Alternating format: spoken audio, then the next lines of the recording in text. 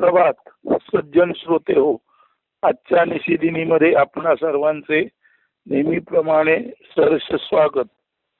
आजच्या निरूपणाचं शीर्षक आहे झालो सुखरूप आपे आप. म्हणजे आपोआप सहजपणे मी सुखरूप झालो. सुखरूप म्हणजे सुख हेच माझं रूप आणि रूप याचा अर्थच सुख. सुखरूप म्हणजे सुख म्हणजेच रूप आणि रूप म्हणजे सुख. झालो सुखरूप आपे आप. स्वरूपानंद म्हणतात सहजासहजी मी सुखरूप झालो. म्हणजे मी म्हणजेच सुख आणि सुख म्हणजेच रूप. सुखरूप याच्यामध्ये सुखाचं रूप नव्हे. सुख म्हणजेच रूप आणि रूप म्हणजेच सुख. सुखरूप यामध्ये सुख आणि रूप हे दोन वेगळे घटक नाहीत. याच्यामध्ये अभिन्नता आहे. रूप याचा अर्थच सुख आणि सुख याचा अर्थच रूप. अशा अर्थी स्वामी स्वरूपानंद म्हणतात त्यांना आत्मानंद रसप्राप्ती झाली आणि झालो सुखरूप आपे आप. म्हणजे सहजासहजी सुख हेच माझं रूप किंवा रूप माझं रूप म्हणजेच सुख. म्हणजे सहजासहजी मी सुखाशी अभिन्न झालो. म्हणजे स्वामी स्वरूपानंद आणि सुख हे अभिन्न आहेत असा या शीर्षकाचा अर्थ आहे. झालो सुखरूप आपे आप. आता या संदर्भातील योग वासिष्ठातील संस्कृत सुभाषित ऐका. इति नाभिमता सर्वे न्यस्य भोगा स्वभावतः भवन्ति कोटि तुप्तो हि दूरन्नम किल वांछति. म्हणजे ज्ञानी पुरुष सहज भावे भोगाप्रती निरीच्छ राहत असे. आत्मानंद तृप्ती मिष्टान्न ज्या मिळे तो अन्य कदा न का इच्छित असे. ज्ञानी पुरुष आहे तो स्वभावताच म्हणजे सहजासहजी अन्य सर्व भौतिक भोगांपासून निरीच्छ राहतो, दूर राहतो. कारण ज्ञानी माणसाला आत्मानंद रसपान करून तृप्ती झालेली असते. आणि ज्याला आत्मानंद रसपानाची तृप्ती झाली, ज्याला सर्वोच्च उत्तम पदार्थ मिळाला, तो अन्य भौतिक सुखाच्या इच्छेची म्हणजे वेगळ्या अर्थाने कदान्नाची कमी प्रतीच्या अन्नाची त्याला इच्छा राहील कसं. इथे सांगायचा मुद्दा असा आहे की साधू संत सज्जन माणसांना आत्मानंद रसानुभूती सातत्याने येत असते आणि ज्याला आपल्या आत्म्याच्या आनंदाचा रस सतत चाखायला मिळाला तो उर्वरित कदान्न म्हणजे उर्वरित तुच्छ भौतिक गोष्टींमध्ये त्याला आता रस राहणे, इच्छा राहणे शक्यच नाही. थोडक्यात म्हणजे ज्याने सर्वोच्च आत्मरुची, सर्वोच्च आत्म्याची चव ज्याने चाखली त्याला अन्य कोणत्याही कदान्नाची म्हणजे कमी प्रतीच्या अन्नाची किंवा भोगाची इच्छा राहू शकत नाही. इथे आत्मानंद प्राप्तीचा जो अद्भुत आनंद आहे तो वर्णन करायचा प्रयत्न आहे. आता गद्य नीट ऐका. ज्याला अंतरीच्या ससंवेद्य आत्मरूपाची ओळख पटवून जो स्वतःच तत्वमसी म्हणजे तो जो विश्वात्मक आत्मदेव तो केवळ आपणच स्वतः असल्याची ज्याला ओळख पटली आणि ज्याच्या मी तूपणाचा म्हणजे भेदाचा निराश झाला किंवा ज्याचा भेदाभेदाचा प्रवास नष्ट झाला, ज्या योगे सर्वात मी राही सर्व माझ्यातची पाही, की ज्यामुळे असा हा ज्ञानी माणूस सर्वांमध्ये स्वतः आहो हे जाणतो आणि स्वतःमध्ये सर्व जग आहे जाणतो. असा ज्ञानी माणूस ज्याला आत्मप्राप्ती झाली तो स्वतःला सर्वांमध्ये पाहतो आणि स्वतःमध्ये सर्व जगाला पाहतो. असा जो सर्वात मी राही सर्व माझ्यातची पाही या तऱ्हेची स्वविश्वात्मकता म्हणजे स्वतःच विश्वास भरून उरलेले असणे असा ज्याला अनुभव आला, सर्वात मी राही सर्व माझ्यातची पाही या तऱ्हेची स्वविश्वात्मकता स्वतःचीच विश्वरूपता ज्याने अनुभवली तो त्यानंतर कायमस्वरूपी स्वतःला अभिन्न म्हणजे वेगळेपणात नाही केवळ विश्वासी एक रूप तो स्वतःला केवळ अभिन्न अखंड अचिंत्य म्हणजे अशा माणसाला छेदून त्याचे तुकडे पाडता येत नाहीत. तो आणि ब्रह्म अभिन्न असतो, तो आणि ब्रह्म अखंड असतो, तो आणि ब्रह्म अनन्य असतं. म्हणजे तो म्हणजेच ब्रह्म आणि ब्रह्म म्हणजेच तो. त्या कारणाने असा ब्रह्मविद, ब्रह्म जाणणारा आणि स्वतःच ब्रह्म असणारा माणूस अचिंत्य, म्हणजे त्याचे तुकडे तुकडे करून त्याला भेदाभेदात पाहता येत नाही. आणि म्हणूनच तो एकमेव अद्वितीय ब्रह्म म्हणूनच स्वतःला जाणतो व त्या पद्धतीनेच त्याचं वर्तन एकमेवाद्वितीय ब्रह्मासारखं या जगात असतं.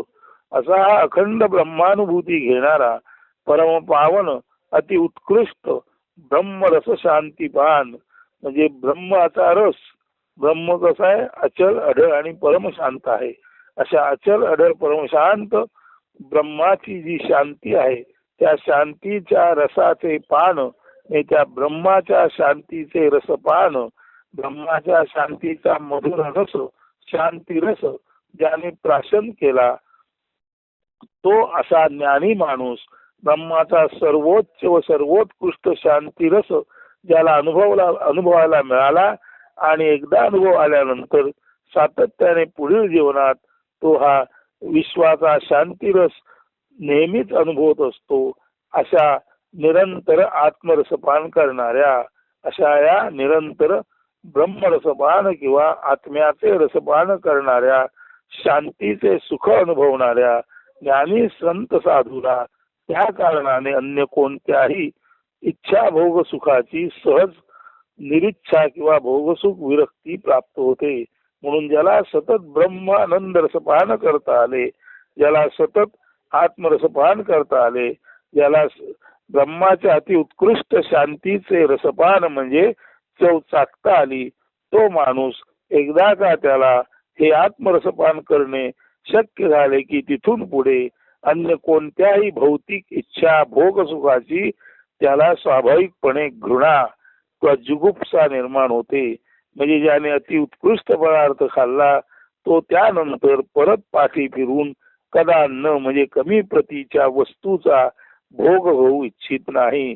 म्हणून आत्मानंदाचे पक्वान्न जो नित्य चाखत असतो त्याला उर्वरित कदान्नाची म्हणजे कमी प्रतीचे अन्न पदार्थ किंवा दुय्यम स्वरूपाचे भोग यांची इच्छा शिल्लक राहणे केवळ अशक्यच असते.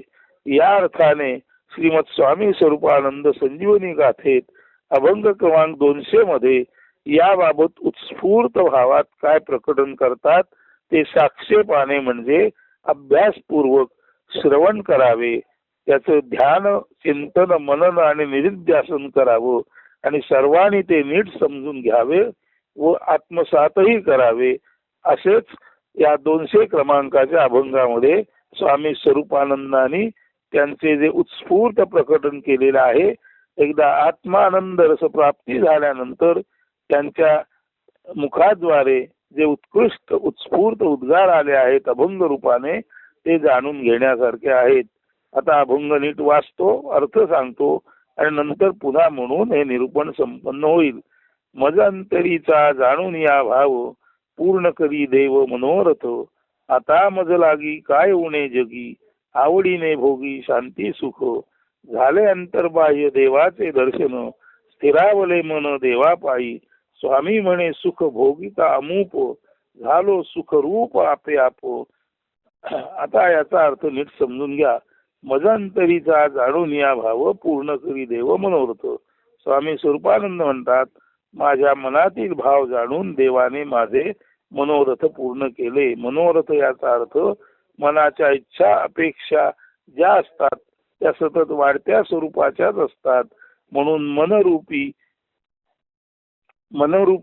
रथाला इच्छारूपी घोडे जोडलेले असतात. म्हणून मनरूपी रथाला इच्छारूपी घोडे जोडलेले असतात आणि ते सतत पुढे पुढे दौडतच असतात. हा मनोरथ कधीच थांबण्याचे नाव घेत नसतो. आता प्रश्न असा आहे, हा मनोरथ सर्वसाधारण कुणाचा असतो? तर सांसारिक माणसाचा जो मनोरथ असतो त्याच्या मनरूपी रथाला सर्व भौतिक इच्छा क्षुधा तृषा त्यांचे घोडे जोडलेले असतात आणि तृष्णा म्हणतात ती कधीच शांत होत नाही. म्हणून सांसारिक माणसाचा मनोरथ कधीच शांत होत नाही.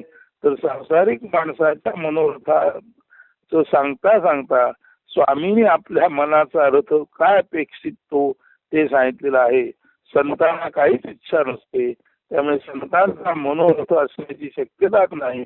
तरी सुद्धा स्वामी एका वेगळ्या पद्धतीने तुम्हा आम्हाला सांगायचा प्रयत्न करतायत की संसारी माणसाचा मनोरथ आणि साधू संतांचा मनोरथ, साधू संतांचा मनोरथ हा खऱ्या अर्थाने जाग्यावरून हलूच नये असा पूर्ण शांतीची अपेक्षा धरून असतो.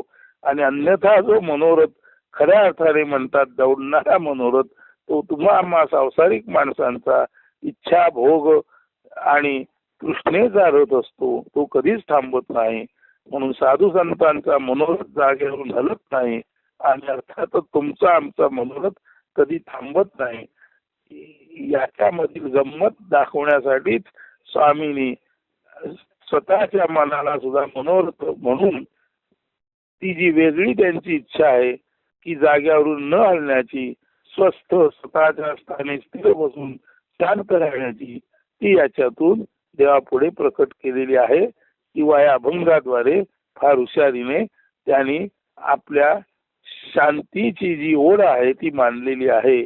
मजंतरीचा जाणून या भाव पूर्ण करी देव मनोरथ. माझ्या अंतरंगातला शांतीचा भाव जाणून देवाने माझे मनोरथ म्हणजे माझे मन शांत निवांत तृप्त समाधानी करावे हे जाणले. मजंतरीचा जाणून या भाव पूर्ण करी देव मनोरथ. आता मज लागी काय उणे जगी आवडीने भोगी शांती सुख. माझ्या मनातील शांत ध्रुव अखंड स्थिर अवस्था याबाबत असलेली ओढ आहे ती भगवंताने जाणली आणि ती भगवंताने जाणल्यामुळे ताबडतोब त्याने मला हवे असलेले दान दिले. त्या कारणाने आता मज लागी काय उणे जगी, या जगात मला आता काही मिळून नाही किंवा काही हवे असे नाही. झाले अंतर्बाह्य देवाचे दर्शन स्थिरावले मन देवा पायी. देव दिव्यत्व म्हणजे हृदयीची आत्मज्योत, हृदयाच्या आत्मज्योतीचे स्वामींना दर्शन झाले आणि ते म्हणतात झाले अंतर्बाह्य देवाचे दर्शन स्थिरावेल मन देवाबाई. म्हणजे झाले अंतर्बाह्य देवाचे दर्शन, आत्मज्योतीचा अनुभव त्यांनी स्वशरीरात घेतला आणि तीच आत्मज्योत बाहेरच्या जगातही आहे असाही अनुभव त्यांनी घेतला. अशा अर्थी झाले अंतर्बाह्य देवाचे दर्शन म्हणजे देव दिव्यत्व ब्रह्मचेतना, अशा अर्थी आत्मज्योतीचे दर्शन स्वामींना स्वहृदयात झाले आणि संपूर्ण जगामध्ये सुद्धा केवळ आता आत्मज्योतच आहे. अंतर्बाह्य केवळ आत्मा आणि आत्माच आहे हे लक्षात आल्यामुळे अशा त्या आत्मदेवापाशी स्थिरावले मन. स्वामींचे मन स्थिर झाले म्हणजे शांत निवांत झाले.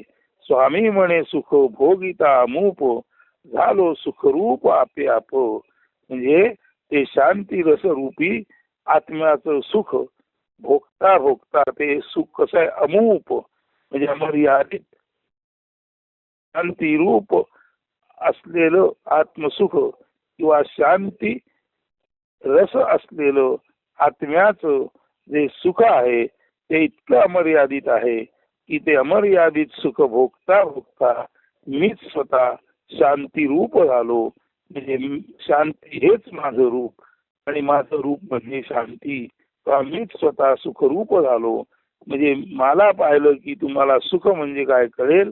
म्हणजे मी म्हणजे सुख आणि सुख हेच म्हणजे माझं रूप म्हणजे स्वामींचं रूप म्हणजे सुख आणि सुख हेच रूप. तर लक्षात घ्या सुखरूप हे दोन शब्द नाहीत. सुख हेच रूप किंवा रूप म्हणजे सुख. शांती रूप शांती हेच रूप किंवा रूप म्हणजे शांती. तेव्हा त्या आत्म्याचा आनंद मिळाल्यानंतर ते अमूप सुख ते कधीही न संपणार अमर्यादित सुख सुख भोगता भोगता स्वामी म्हणे सुख भोगिता अमूप झालो सुखरूप आपे आप. तेव्हा ते आत्मानंदाचं सुख जे अमर्यादित आहे कधीही न संपणार अनंत आहे ते भोगता भोगता स्वामी म्हणाले मी सुद्धा अनंत सुखरूप झालो. मी स्वामी म्हणून आता अनंत कधीही न संपणार सुख हेच रूप आणि रूप हेच सुख. म्हणजे स्वामींकडे पाहिलं की कधीही न संपणाऱ्या सुखाचं रूप दिसतं आणि कधीही न संपणार रूप म्हणजेच सुख हे बघायला गेलं तर स्वामी स्वरूपानंदांचं दर्शन, हे स्वामी स्वरूपांचं दर्शन जो घेईल तो सुखरूप होईल. स्वामी जसे रूप म्हणून सुख आहेत आणि सुख म्हणून रूप आहेत, तसंच स्वामी स्वरूपानंदांचं जो दर्शन घेईल तो आपोआप सुखरूप होईल आणि त्याचं दिसणं हे सर्वांना आल्हाददायक सुखपूर्ण वाटेल. स्वामी म्हणे सुख भोगिता अमूप, झालो सुखरूप आपे आप. तेव्हा झालो सुखरूप आपे आप हे जे आजचं निरूपणाचं शीर्षक आहे, हा किंवा हा जो आपला निरूपणाचा विषय आहे, त्याच्यामध्ये सांगायचं एवढंच आहे की ज्ञानी माणूस एकदा का आत्मानंद रसपान करणं त्याला शक्य झालं की उर्वरित कदान्न म्हणजे कमी प्रतीचे अन्न भोग इच्छा याबाबत त्याच्या मनामध्ये जिगुप्सा घृणा विरक्ती निर्माण होते आणि भोगाबद्दल जो विरक्त होतो त्याला सातत्याने आत्मानंद रसपान करण्याची संधी आत्मदेव देतो आणि असा माणूस सुखरूप होतो. म्हणजे अशा माणसाचं रूप म्हणजे सुख आणि अशा माणसाचं सुख म्हणजे रूप. सुखाचं रूप असा त्याचा अर्थ नाही, असा माणूसच जागच्या जागी सुख असतो, तो अशा माणसाचं रूपच जागच्या जागी इतरांना सुख देणार असतं. म्हणून आत्मानंद रसपान करण्याची ज्याला संधी मिळाली, ज्याला विश्वातील सर्वात उत्कृष्ट आत्मानंद रस मिळाला, तो उर्वरित कदान्नाची कमी प्रतीच्या भोगांची इच्छा कधीच बाळगत नाही. म्हणजे सहजासहजी अशा चुकीच्या गोष्टींबाबत त्याच्या मनात जुगुप्सा म्हणजे घृणा निर्माण होते. आपल्या नेहमीच्या भाषेत बोलायचं झालं तर ज्याने रत्नागिरी देवगड हापूस आंब्याची रस टाकली तो म्हणणार नाही की आता मी पेरू खातो, आता मी रामफळ खातो, सीताफळ खातो. अर्थात हे व्यावहारिक बोलणं झालं, परंतु आत्मानंद रसपान ज्याला प्राप्त झाला तो भौतिक भोगातील कुठल्याच इच्छेप्रती कुठल्याच भोगाप्रती अजिबात उत्सुक नसतो. त्याचं पोट किंवा त्याचं समाधान केवळ आणि केवळ आत्मानंद रसानुभूतीने झालेलं असतं. आणि असा आत्मानंद रसानुभूती ज्याला अशी घेता आली तो आपोआप म्हणतो झालो सुखरूप आपे आप. तेव्हा सज्जन श्रोते हो, आत्मरसपानाची संधी आपण हर तऱ्हेने श्रवण चिंतन मनन निधिध्यासन आणि वरच्यावर आपण नेमके कोण आहोत हे जाणून घेण्याचा आपण अभ्यास केलात तर स्वामींसारखीच आपली अवस्था झालो सुखरूप आपे आप होण्याची थोडीफार तरी शक्यता आहे. म्हणून सर्वांनीच या दिशेने प्रयत्नशील राहावं असं सांगून आजचं हे निरूपण झालो सुखरूप आपे आप येथेच संपन्न करीत आहे. धन्यवाद. अस्तु. सुदिन सुप्रभात.